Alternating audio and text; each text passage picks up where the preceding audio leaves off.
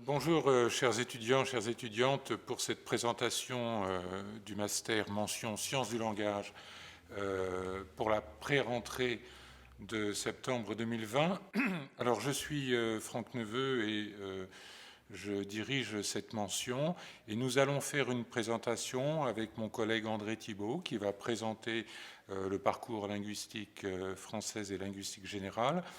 Et je présenterai également les deux autres parcours de ce master, puisque les collègues qui sont responsables de ces parcours ne sont pas disponibles aujourd'hui. Alors je vais faire tout d'abord une présentation générale, quelques informations générales qui sont destinées à vous aider un peu dans cette rentrée. Tout d'abord, une date pour les instructions pédagogiques, l'ouverture de la campagne des IP Web au premier semestre sera le jeudi 10 septembre à 10 heures. Et puis sur la diapositive qui apparaît à l'écran, nous avons souhaité vous indiquer le chemin à suivre sur le site internet de l'université pour accéder aux informations et aux documents du master. Le chemin est un peu opaque, donc vous avez ici le parcours, Sorbonne Université, Faculté des Lettres, UFR de Lettres, langue française, et pour le dernier point, vous aurez accès aux documents du master, c'est-à-dire en fait à la brochure qui spécifiera les différents points de contenu et les points matériels pour cette formation. Alors, quelques précisions très générales.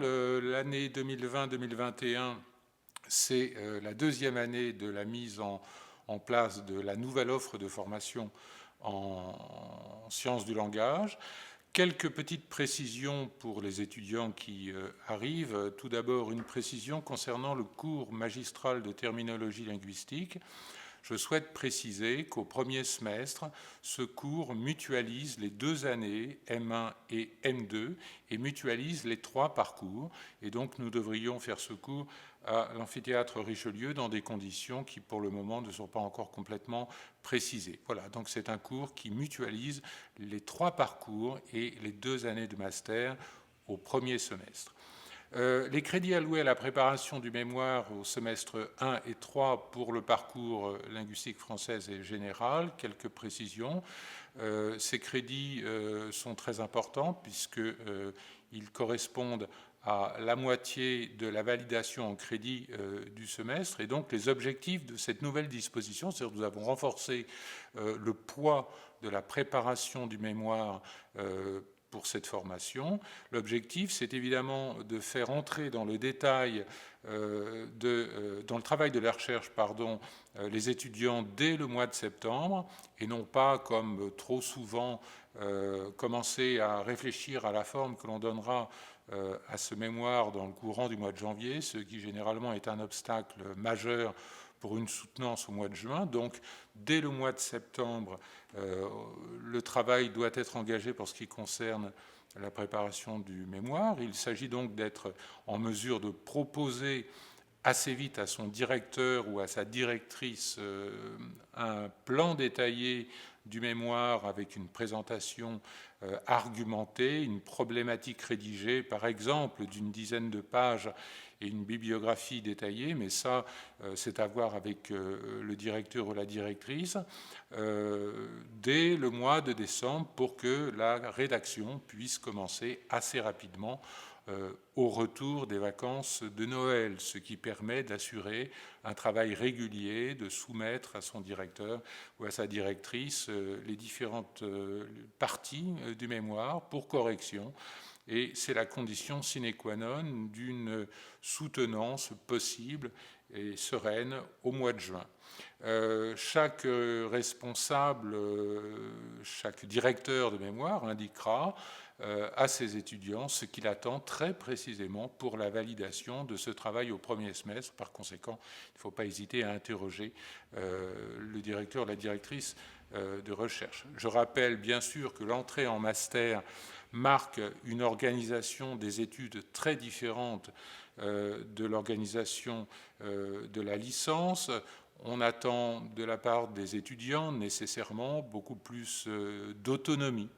Il s'agit d'un travail qui marque une initiation à la recherche en première année de master, avec pour la deuxième année évidemment un niveau d'exigence supérieur, la rédaction d'un mémoire et surtout, j'insiste sur ce point, des contacts très réguliers avec le directeur ou la directrice de recherche. Il ne s'agit en aucune manière de travailler dans son coin pour ensuite soumettre un mémoire tout rédigé. En fin d'année, ça ne pourra pas marcher. Les forces de ce master de sciences du langage, c'est d'abord la diversité des objets d'étude dans un cursus qui intègre l'étude des variétés du français, la linguistique des langues vivantes européennes, extra-européennes, la linguistique des langues anciennes également. On offre donc une formation disciplinaire très complète qui comporte à la fois des enseignements de linguistique théorique, de linguistique descriptive, de linguistique formelle, de linguistique informatique, de typologie linguistique et de linguistique de terrain, évidemment, selon les différents cours et les différentes directions de recherche. On peut noter également la mutualisation partielle des enseignements avec les masters de langue française, de langue vivante ou de langues anciennes, ce qui permet aux étudiants de bénéficier d'une formation centrée sur la linguistique et les sciences du langage. Par mutualisation, on entend par là que certains séminaires sont donnés tout à la fois dans le cadre du master de sciences du langage, mais aussi dans le cadre du master de langue française, par exemple. Et bien sûr, ce master de sciences du langage de Sorbonne Université présente des équipes enseignantes de haut niveau, et c'est un diplôme qui est délivré par un établissement dont le rayonnement international est avéré. C'est une formation importante. Le mémoire, quelques mots sur le mémoire. La rédaction et la soutenance des mémoires en Master 1 comme en Master 2 représentent, vous l'aurez compris, l'essentiel du travail pendant cette année de master. Il s'agit d'une originalité principale de ce niveau d'études, et donc il est très important de choisir le sujet avant l'inscription avec un directeur ou une directrice sollicité au préalable, et donc j'engage les étudiants qui n'auraient pas encore pris de contact avec un directeur ou une directrice de le faire au plus vite. Et pour les étudiants qui n'auraient pas trouvé au terme de leur recherche un directeur ou une directrice, ou qui n'auraient qu'une idée imprécise de leur travail de recherche, de me solliciter au plus vite. Une commission se réunira à la fin du mois de septembre pour aider ces étudiants qui sont à la recherche d'une direction de recherche. Pendant l'année, il faudra aussi veiller à rencontrer ce directeur ou cette directrice, comme je l'ai dit, très régulièrement pour faire le point sur l'avancement du travail. La régularité est fixée, bien sûr, par le professeur. La participation obligatoire au séminaire de recherche du directeur ou de la directrice peut être précisément l'occasion de ces rencontres, mais ça peut être dans un autre cadre, c'est à voir en fonction des personnes. La conception et la réalisation des deux mémoires attendus en M1 et en M2 visent à produire une réflexion personnelle sur le sujet choisi. J'insiste sur l'adjectif personnel. Il ne s'agit en aucune manière d'envisager un travail compilatoire. Je rappelle que l'université, comme la plupart des universités en France, a établi des règles strictes pour combattre le plagiat. Évidemment, ces questions seront rappelées par les enseignants pendant les séminaires. Un travail de réflexion personnelle qui est la condition sine qua non pour arriver, par exemple, en deuxième année de master et pourquoi pas par la suite en formation doctorale, à réaliser un véritable travail de recherche. La recherche, ce n'est pas la compilation de l'existant, c'est véritablement un travail de réflexion personnelle qui doit intéresser l'ensemble de la communauté scientifique. Il faut donc envisager un sujet qui peut se développer, on peut envisager un sujet qui peut se développer en deux étapes sur les 2 années du cursus de master, mais il est également possible de préparer son master sur 2 sujets différents en première et deuxième année. Le mémoire de la première année de master peut prendre la forme donc d'un premier état de la question préalable à la présentation d'une analyse plus originale ou plus fouillée, plus argumentée, plus expérimentée en deuxième année. Mais encore une fois, ce n'est pas une obligation et ce mémoire de M1 peut être totalement autonome quant au sujet traité, puisque les étudiants comprennent assez rapidement qu'il s'agit d'abord de se familiariser avec un exercice universitaire très différent de ce qu'ils ont connu préalablement. De la même manière, le mémoire de deuxième année, qu'il soit dissocié thématiquement ou non de celui de la première année, peut constituer aussi une étape préparatoire en vue d'une candidature en doctorat si les étudiants envisagent cette formation. Et là encore, une discussion préalable avec le directeur ou la directrice s'impose au stade de la deuxième année du master. Le mémoire, en tout état de cause, doit obligatoirement présenter la forme d'une rédaction suivie, originale, écrite en français soutenu, un français nécessairement académique. Les étudiants seront informés en première année de master notamment de la forme qu'il convient de donner à ce mémoire pour qu'il ressemble à un véritable travail scientifique. Alors, que doit comporter ce mémoire? Eh bien, une introduction, une organisation en partie ou une organisation en chapitres, une conclusion, une bibliographie détaillée, des index, index des noms, index des notions, une table des matières détaillée qui ne doit pas se confondre avec un sommaire, et puis, le cas échéant, des annexes documentaires, par exemple des citations, des corpus qui pourraient figurer en marge de ce travail de recherche. À la fin du premier semestre de chaque année, donc semestre 1 et semestre 3, un projet de recherche détaillé est demandé par le directeur de recherche. Par conséquent, les étudiants doivent se préparer à livrer ce projet de recherche et c'est la raison pour laquelle ils doivent commencer leur réflexion dès le début, enfin, dès la reprise des enseignements.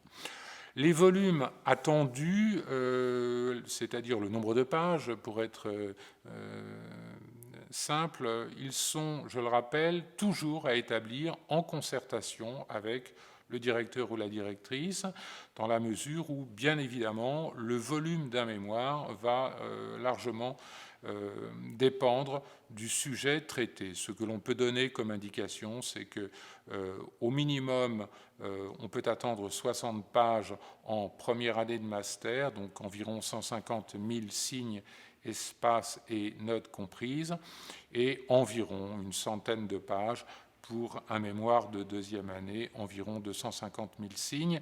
Mais là encore, ce sont des indications très générales et c'est au directeur ou à la directrice de fixer le cadre. L'offre de formation du master, nous allons y revenir dans le détail. Elle présente 3 parcours. Nous avons un parcours professionnalisant qui est le parcours langue française appliquée, LFA.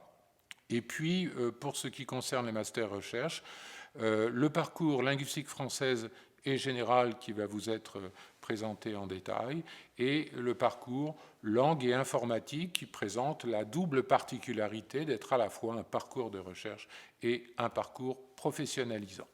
Pour ce qui concerne le master, le parcours linguistique française et générale, il s'agit pour l'essentiel de développer une capacité réflexive sur les langues, de proposer une description méthodique, une conceptualisation, une formalisation dans ce domaine, avec une certaine diversité disciplinaire. Ça peut toucher à la linguistique formelle, à la typologie linguistique, à la linguistique informatique ou la linguistique de terrain. La composante de la faculté des lettres qui prend en charge le parcours linguistique française et général, c'est l'UFR de langue française. Le master à la fois recherche et professionnel qui développe le parcours langue et informatique présente cette particularité de s'intéresser à tout ce qui touche à la modélisation informatique et mathématique d'une langue naturelle et au traitement automatique des langues. On s'intéresse aussi aux questions de résolution de problèmes et d'ingénierie de la langue. Et les composantes qui s'occupent de ce parcours langue et informatique sont pour l'essentiel l'UFR de sociologie et d'informatique pour les sciences humaines et plus secondairement l'UFR de langue française. Enfin, le master professionnel qui développe le parcours langue française et appliquée, il prépare à enseigner le français langue étrangère, donc FLE, soit en France, soit à l'étranger. Il propose une formation solide en didactique et en linguistique du français, compréhension du système grammatical du français, comparaison interlangue, des réponses concrètes aux problèmes posés par l'enseignement de la langue et de la culture. Il comporte aussi des stages et il développe 2 options en deuxième année de master, l'option aire culturelle, anglophone, arabophone, germanophone, hispanophone, russophone, et une option français de spécialité, tourisme ou français des affaires. La composante de rattachement de ce parcours est l'UFR de langue française. Les contacts qui doivent être retenus par les étudiants, tout d'abord, donc je rappelle qu'en tant que responsable du master sciences du langage, les étudiants peuvent m'écrire à l'adresse Sorbonne Université qui figure sur la diapositive. Et le contact administratif pour l'UFR de langue française, j'ai donné une adresse électronique pour le secrétariat. Nous donnerons plus de précisions dès la rentrée car nous avons quelques petits problèmes de personnel pour le moment absent pour des raisons de maladie. Et pour l'UFR de sociologie et d'informatique pour les sciences humaines, l'adresse qui apparaît sur la diapositive. Je laisse à présent la parole à mon collègue André Thibault qui va présenter le parcours linguistique française et général. Merci beaucoup, Franck. Alors, il y a des choses très importantes qui ont été dites et je me permets quand même d'insister encore lourdement sur la plus importante d'entre elles tous, qui a été dit par mon collègue sur le mémoire. C'est extrêmement important. Il faut travailler dans la durée de toute cette mention sciences du langage. Le parcours linguistique française et général est celui qui accorde le plus d'importance à la rédaction du mémoire. Il n'y a pas de mémoire en LFA, par exemple. Et c'est extrêmement important de comprendre qu'il faut rédiger ce mémoire dans la durée, pendant toute l'année. Le mémoire n'est pas quelque chose que l'on rédige sur le coin d'une table à la fin du mois d'août, de grâce, parce que ça ne marche pas. Donc, j'insiste lourdement là-dessus, il faut travailler dans la durée sur le mémoire. Alors, en quoi consistent, alors quels sont les buts de ce master? C'est un master recherche, ce n'est pas un master professionnalisant comme le master LFA. Alors, il a pour but de vous faire développer une capacité réflexive sur les langues, c'est-à-dire non seulement la description de ces langues, comme on l'a dit, ici, description méthodique, mais également la conceptualisation, la formalisation. C'est-à-dire que naïvement, on pourrait croire qu'une fois qu'on a décrit, on a tout fait. Mais derrière une description, il faut comprendre qu'il y a toujours des enjeux théoriques. Il y a toujours une conceptualisation derrière, il y a toujours une façon de formaliser les résultats. Donc, bien évidemment, nous mettons l'accent là-dessus. Il s'agit de croiser, d'une part, la description des langues, mais bien entendu également de vous faire connaître de nombreuses façons de formaliser, de conceptualiser les résultats, puisque c'est à la rencontre de l'empirique et du théorique que vous allez pouvoir faire œuvre véritable de linguiste, et donc par conséquent de scientifique. Notre UFR notre UFR a la chance de bénéficier de l'expertise d'un grand nombre de collègues qui sont complémentaires les uns par rapport aux autres. Certains vous initieront davantage à la linguistique formelle, d'autres sont spécialistes de ce que l'on appelle la typologie linguistique, vous aurez l'occasion d'apprendre de quoi il s'agit. Nous avons également des spécialistes de linguistique outillée, parce que la linguistique est également quelque chose que l'on fait avec des outils, en particulier de nos jours. Et pour être linguiste en 2020, il faut savoir jongler avec tout cela. Comme on l'a dit, c'est un master qui relève de l'UFR de langue française. Alors, là, ce que je vais vous dire maintenant en vitesse, vous pouvez y retourner à tête reposée dans la brochure. Très important que vous vous donniez la peine de trouver sur le site de notre UFR et de télécharger la brochure de notre master où vous aurez tous ces renseignements, mais et bien davantage, et où vous pourrez vous y référer à tête reposée par la suite. Quoi qu'il en soit, comme toutes les formations que vous avez peut-être déjà eues en licence, nous fonctionnons avec des UE. Alors je le dis pour les étudiants étrangers, UE signifie unité d'enseignement. C'est vrai que ça ne va pas de soi si l'on n'a pas fait sa licence dans le système français, donc je le précise. En l'occurrence, il y a 5 UE pour chaque semestre, et 2 semestres en M1, en Master 1, 2 semestres en Master 2. Ces UE se répartissent comme suit. 2 UE peut-être d'abord qui sont vraiment de linguistique à proprement parler, de méthodologie, épistémologie en linguistique dans un premier temps pour l'UE1 et linguistique générale et théorique pour l'UE2. Par la suite, vous avez ce que nous appelons des séminaires. Ça, c'est peut-être un petit peu nouveau pour ceux qui arrivent de la licence. Il n'y a pas de séminaire à proprement parler en licence. Le propre des études de master, c'est qu'on a des séminaires.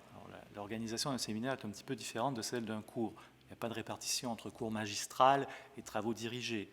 Un séminaire, idéalement, se présente sous la forme d'un échange entre l'enseignant, chercheur et les étudiants, les étudiantes.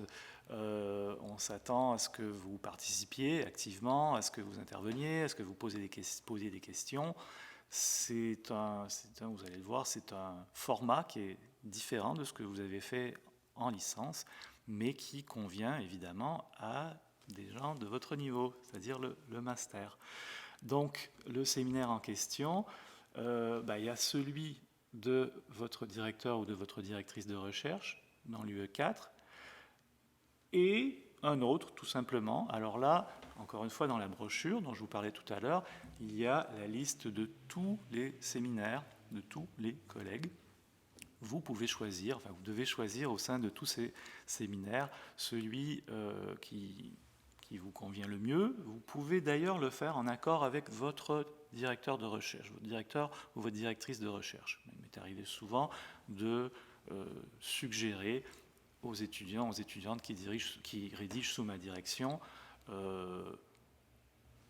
par rapport au sujet de leur mémoire, de suivre plutôt un séminaire qu'un autre, parce que c'est plus pertinent pour eux.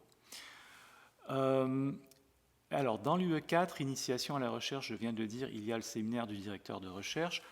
Petite précision, vous avez le droit de choisir, comme directeur ou directrice de recherche, des professeurs, mais également des maîtres de conférences. Or, les maîtres de conférences n'ont pas nécessairement un séminaire. Dans ces cas-là, voyez avec eux, demandez à la personne qui dirige votre mémoire quels sont les séminaires, autant pour le séminaire de l'UE4 que pour le séminaire de l'UE3, qui vous conviendrait le mieux. Qu'est-ce qui s'est passé? Je recule. Qui vous conviendrait le mieux par rapport au sujet, c'est toujours ça qui importe le plus. Bien évidemment, il faut qu'il y ait une cohérence entre votre sujet de recherche, le sujet de votre mémoire, et les séminaires que vous allez suivre. Et enfin, l'UE5, langue vivante, cours de langue au choix. Alors là, c'est assez merveilleux parce qu'on a énormément de possibilités. Je vais y revenir sur une autre diapo à Sorbonne Université, mais pour l'instant, il y a une chose très importante sur laquelle j'insiste lourdement. Vous ne pouvez pas choisir comme cours de langue votre langue maternelle, d'accord ? Le but, l'esprit de cette UE5, c'est soit de faire en sorte que vous amélioriez dans une langue étrangère que vous connaissez déjà, soit, c'est peut-être ça idéalement la meilleure chose pour des étudiants linguistiques, que vous choisissiez une langue que vous ne connaissez pas du tout. Et comme nous avons, on va le voir, une offre très très large, je vous invite à le faire. Mais ne vous inscrivez pas initiation à langue XYZ quand c'est votre langue maternelle, ça s'appelle de la triche tout simplement. Alors, Bon, ben là, je vais passer assez rapidement là-dessus, puisque dans les brochures, vous avez beaucoup plus de détails, mais très rapidement, cette UE1, il y a des cours de linguistique théorique appliquée dans le domaine français et des cours de terminologie linguistique assurés par mon collègue Franck, qui est d'ailleurs l'auteur d'un dictionnaire de terminologie linguistique. Il ne vous l'aurait pas dit, il est bien trop humble, mais moi je vous le dis, précipitez-vous pour en faire l'acquisition. C'est un ouvrage qui vous sera très utile pendant tout votre master. Et à l'intérieur de cette UE, il y aura également des conférences de méthodologie en linguistique. Vous aurez le programme de ces conférences à la rentrée. Il y en aura 6 en tout pendant le semestre, mais bon, les détails vous seront communiqués ultérieurement. Alors, à l'intérieur de cette UE, il y a différents cours selon les semestres, évidemment. Nous avons énuméré ici les cours et les enseignants correspondant à chacun de ces semestres, 1, 2, 3, 4. Souvenez-vous toujours que, je le dis peut-être pour les étrangers qui n'ont peut-être pas l'habitude de notre jargon, notre façon de faire, S1, S2 sont les 2 semestres du Master 1, S3, S4 sont les 2 semestres du Master 2. Alors, il y aura des cours un petit peu plus théoriques, comme les cours de M. Facciolo sur l'arbitraire linguistique, les relations de discours, ou comme celui de Marc Duval sur la référence nominale, et des cours, on parlait tout à l'heure de linguistique outillée. Eh bien, linguistique de corpus avec Mathieu Avanti est exactement un cours de linguistique outillée qui pourra vous être utile dans la rédaction de votre mémoire. Voilà, comme je le disais tout à l'heure dans la brochure, vous allez avoir un descriptif beaucoup plus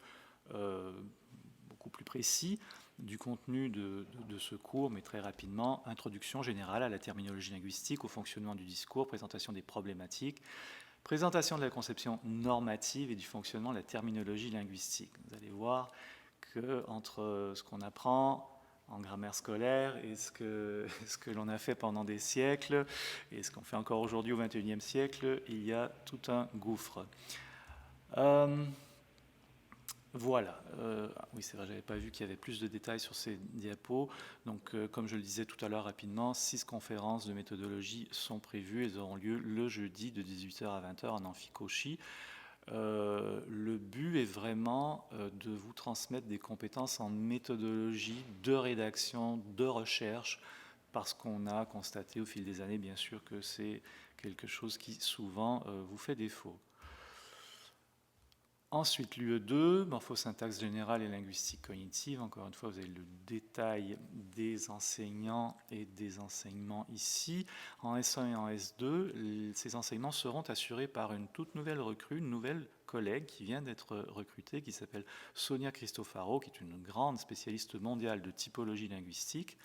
Donc, on n'a pas encore l'intitulé de son cours et le contenu, mais ça parlera certainement de typologie linguistique et certainement aussi de morphosyntaxe, parce que les typologistes font prioritairement, bien sûr, de la morphosyntaxe. Et en deuxième année, en M2, S3, S4, morphosyntaxe du syntagme nominal avec... Non, là, je crois que j'avais fait une petite erreur. C'est syntagme nominal en S3, syntagme verbal en S4. Voilà, comme ça, vous avez tout couvert, le SV et le SN. Linguistique cognitive, extrêmement important aussi. Ce ne sont pas toutes les universités qui offrent des cours de linguistique cognitive. Or, c'est extrêmement important et intéressant. Au S1, S2, donc en première année, des enseignements de Philippe Monneret. En deuxième année, S3, un cours d'Antoine Gauthier sur les grammaires de construction. Et S4, un cours d'Anne Bourmaillan sur la pragmatique cognitive. Quant au séminaire d'ouverture, là, comme je le disais tout à l'heure, c'est à vous de choisir quelque chose qui est pertinent et qui va vous permettre d'avancer dans votre propre mémoire. Nous le disions, initiation à la recherche, bon, ça c'est... Franck l'a déjà très bien expliqué, mais comme c'est très important, j'y reviens. Qu'est-ce qui se passe? J'ai eu le malheur de... Voilà. Vous devez, à la fin du S1, faire valider votre projet de mémoire par votre directeur ou votre directrice de recherche.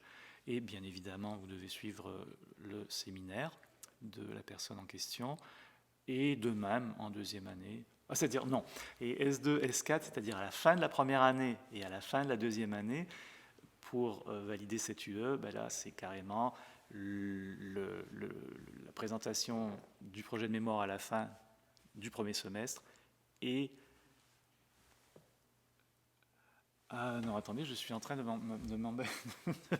m'emmêler les pinceaux. Non, cette UE, c'est pas encore la...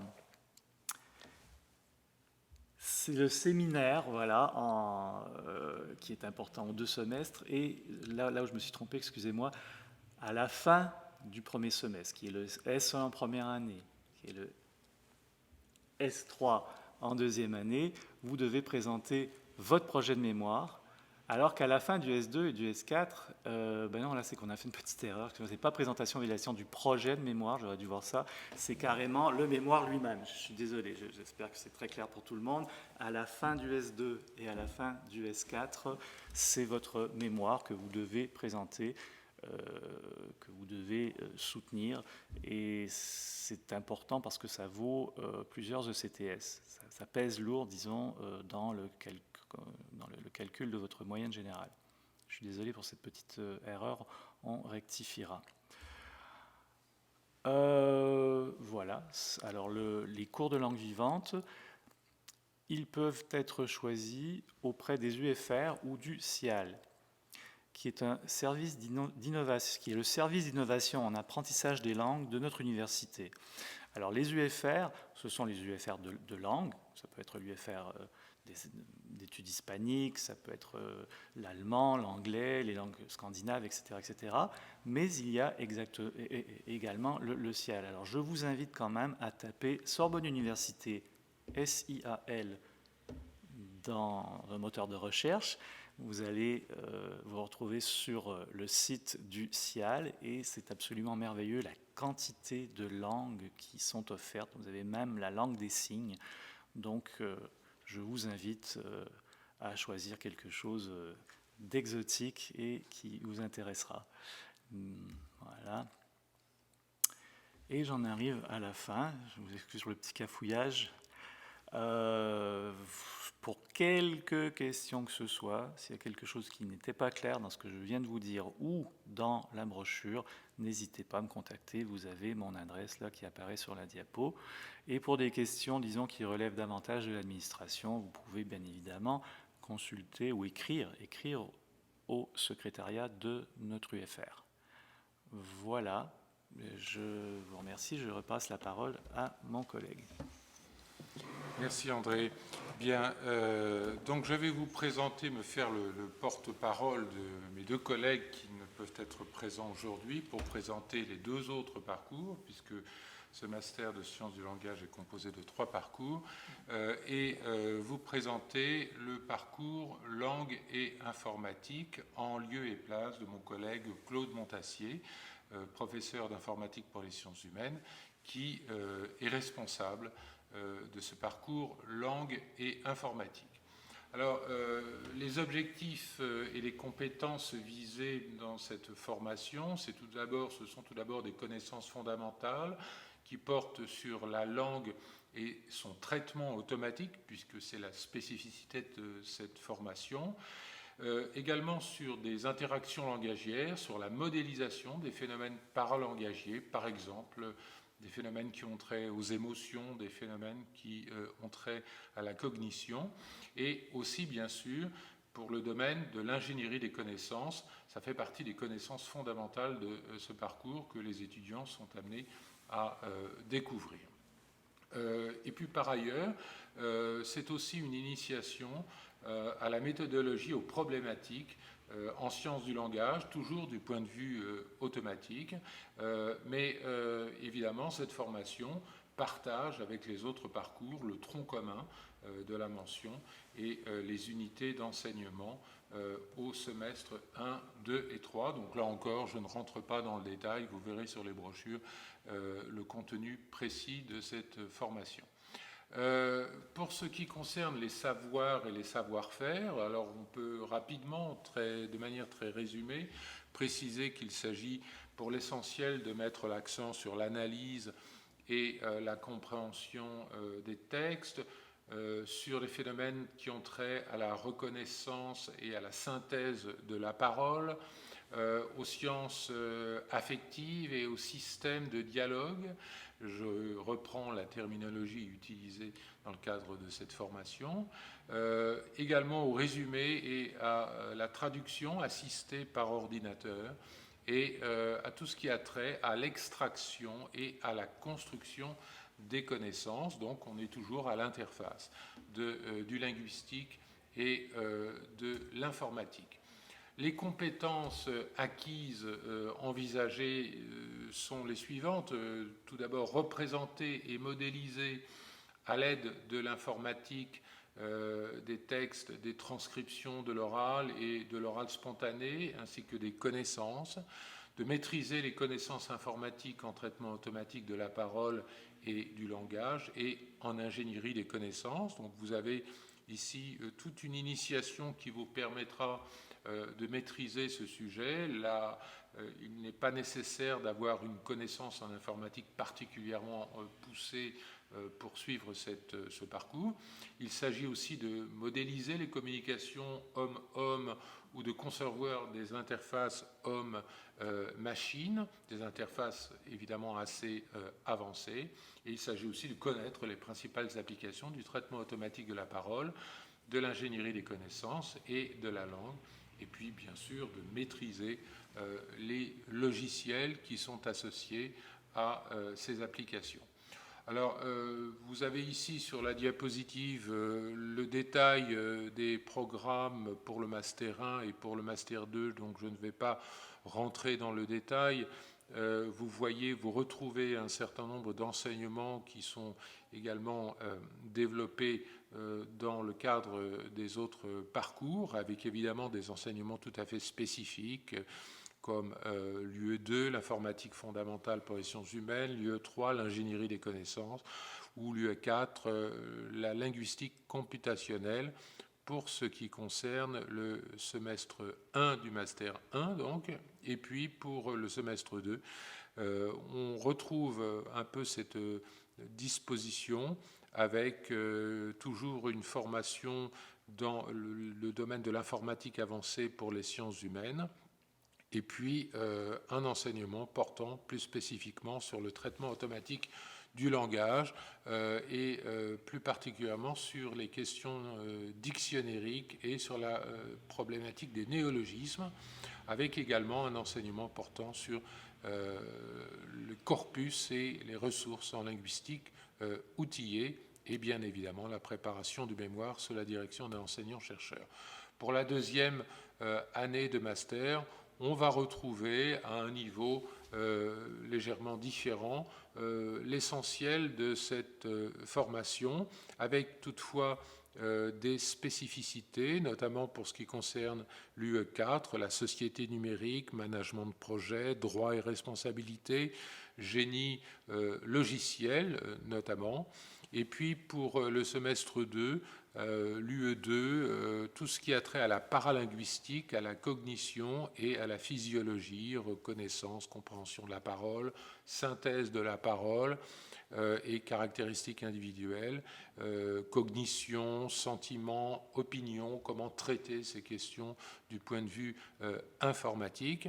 Et puis un enseignement dans le cadre de l'UE3, plus spécifiquement portant sur les sémantiques et les connaissances et sur les corpus, avec un accent mis sur la terminologie et la stylométrie notamment, et sur la question de l'annotation collaborative de corpus, avec évidemment une UE4 qui est la soutenance du mémoire de recherche ou éventuellement soutenance du stage en entreprise pour les étudiants qui sont concernés. Le détail de cette formation vous sera donné par le responsable de ce parcours dès le début de l'année.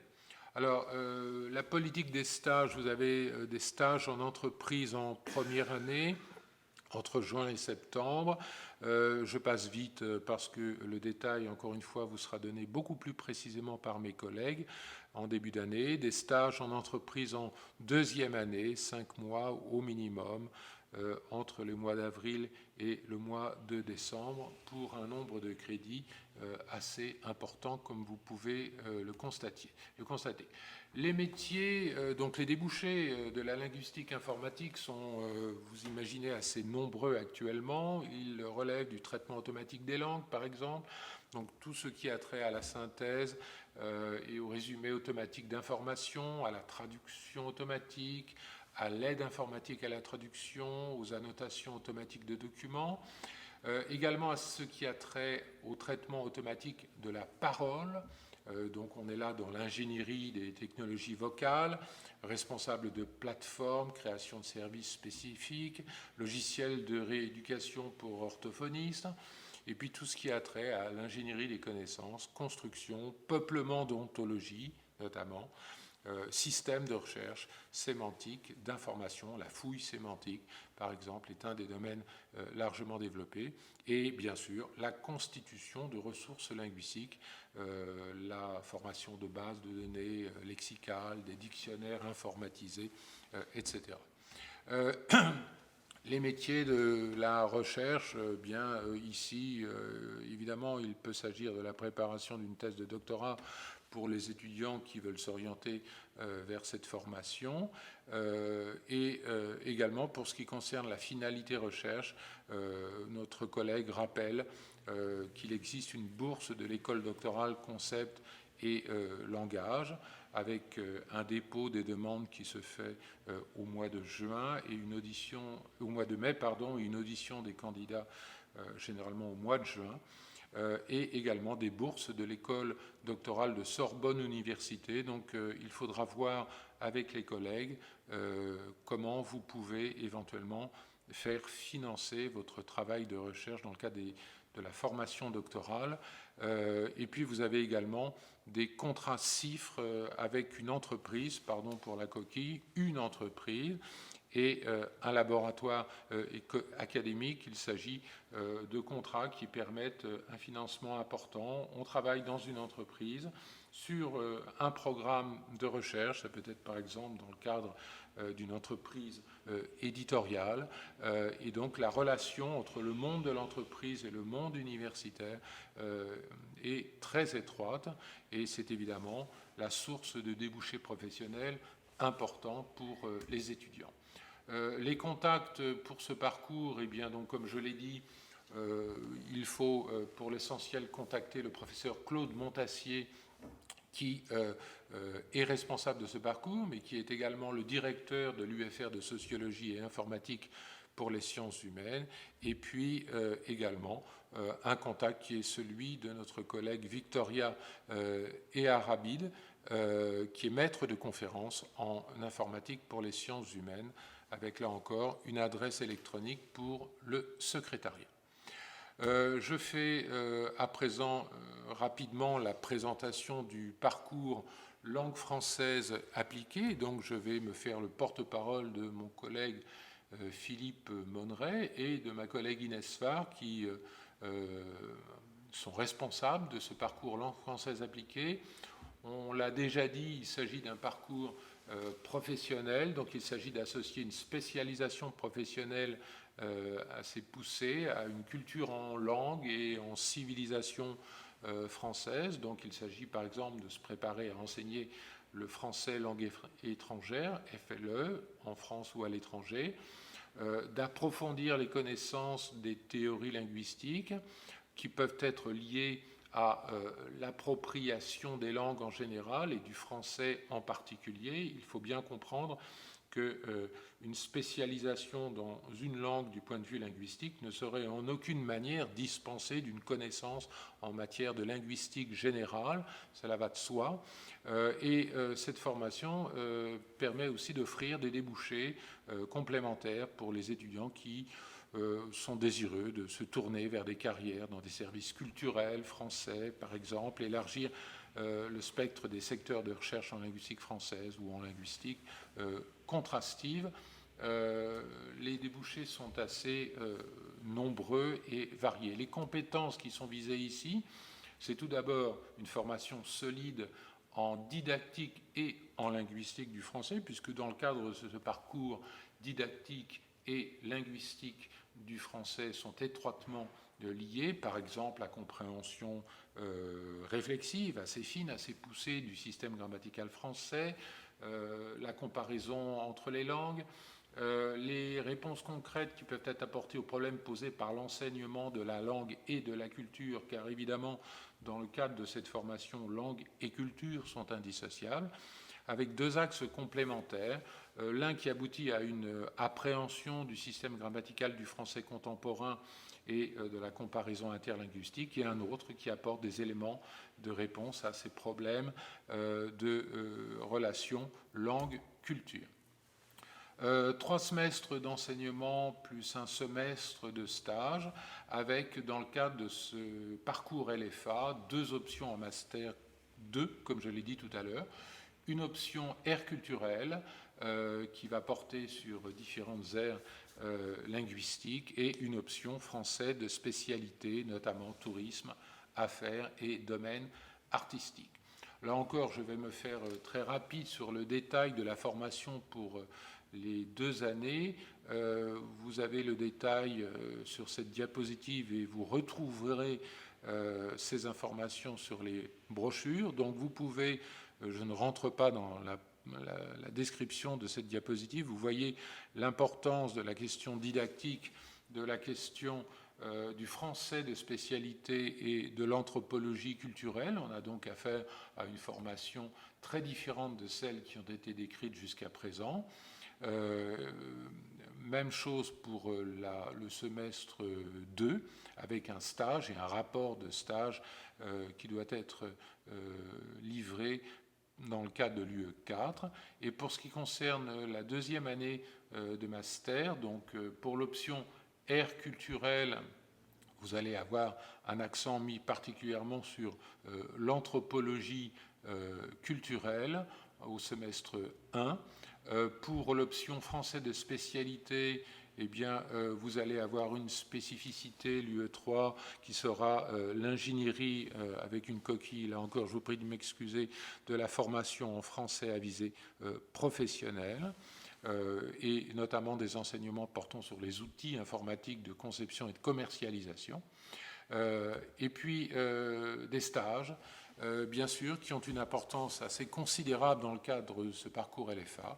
Stage de 40 heures d'observation pour le Master 1, donc en milieu professionnel, qui a vocation de mettre en application les compétences acquises. Et pour cela, vous allez pouvoir contacter des collègues qui pourront vous orienter, notamment ici l'adresse de notre collègue Anouche Bourmaillan.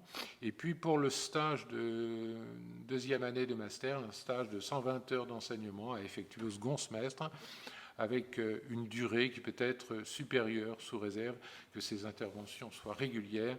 Là encore, on vous donnera les détails en cours, et notre collègue Inès Var se fera un plaisir de répondre à toutes les questions que vous pouvez vous poser sur ce point. Concernant la mobilité internationale du parcours LFA, tout d'abord, pour ce qui concerne le stage, les étudiants ont la possibilité d'effectuer le stage de Master 2 à l'étranger. Et puis un mot sur le double diplôme, la possibilité pour les étudiants de passer une année universitaire, la 2e année de master, à l'Université Complutense de Madrid, et d'obtenir donc un double diplôme, et la possibilité également pour les étudiants de demander à effectuer un semestre de 2e année de master à Sorbonne Université Abu Dhabi aux Émirats Arabes Unis.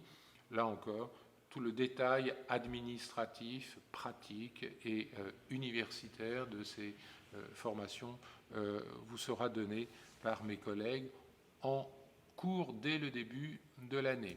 Alors pour ce qui concerne les contacts concernant ce parcours langue française appliquée, eh bien vous pouvez prendre contact avec Philippe Monneret ou avec Inès Svar. Et pour ce qui concerne le contact administratif, il s'agit là encore de contacter le secrétariat de l'UFR de langue française. Voilà, comme vous pouvez le constater, la formation de cette mention sciences du langage du master est une formation très complète. Lorsque nous avons élaboré cette formation il y a quelques années, nous avons eu à cœur de donner une spécificité à la formation linguistique à Sorbonne Université. Par conséquent, les enseignements qui sont proposés dans le cadre de ce master sont assez différents de ce qui peut être proposé dans d'autres universités parisiennes qui développent également des enseignements linguistiques. Et vous pouvez constater qu'il s'agit d'un master de sciences du langage qui met globalement l'accent sur l'étude des langues, qui nous semble quand même le cœur du métier linguistique, avec également une plus-value donnée à l'approche informatique des langues et à l'étude de ce que l'on appelle à la Sorbonne la langue française appliquée, parfois appelée FLE, bien que ces notions ne soient pas exactement dans un strict recouvrement. Voilà.